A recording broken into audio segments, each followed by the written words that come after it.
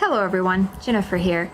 So I wanted to go over something with you all today, and it has to do with dehydration and staying hydrated. So it is so important that the older we get, the more fluids that we drink, because as we age, our body changes in how it's able to regulate body temperature.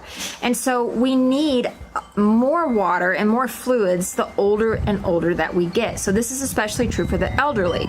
The problem is, and I don't know about you at home, but getting the elderly, especially the ones that have diseases like dementia and Alzheimer's, things going on that changes their cognitive ability, it is so hard to get them to drink. It is hard to get them to eat too, but it's especially hard to get them to drink fluids.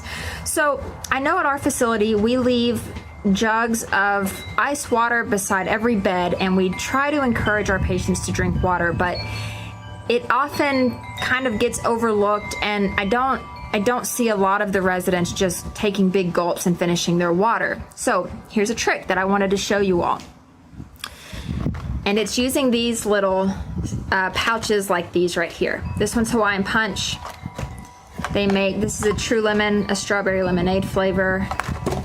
This is a Crystal Light. We all know Crystal Light, right? So dump this in a bottle of water and watch how your loved one responds to drinking the fluid.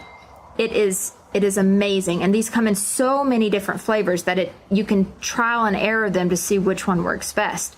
But just putting sweet, as we get older too, especially with dementia, we like things that are sweet. And so this is a really, really good alternative to soft drinks, beverages like that contain a lot of caffeine and that are really, really sugary. These are all sugar-free. So it's just a really good alternative to those drinks that you might have to provide otherwise. And it's going to keep them wanting to drink. And you can switch the flavors out. The possibilities are endless, but I just wanted to show these to you all.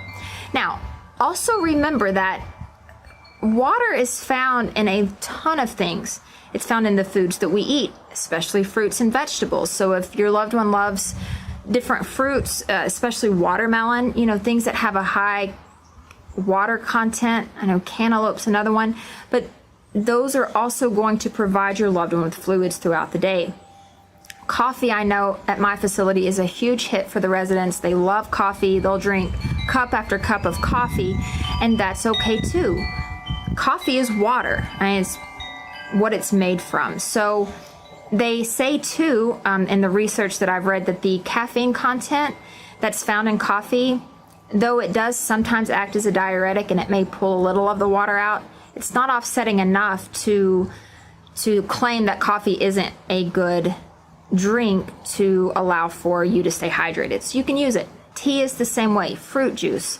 There's a lot of different options other than water that your loved one can have. So if they're not really receptive to water, instead of fighting with them, find out what drinks they do like and try to provide more of those things. Another idea in the summer is you can make or buy popsicles, because those are really, really cold and frozen, and it's kind of the opposite of the coffee. It wakes up the senses in their mouth, and they're really responsive to those generally too. So I hope that you found this useful, and I hope that your loved one will start drinking a little bit more without the fight of the water. So thanks for watching. Until next time, good luck cracking the code.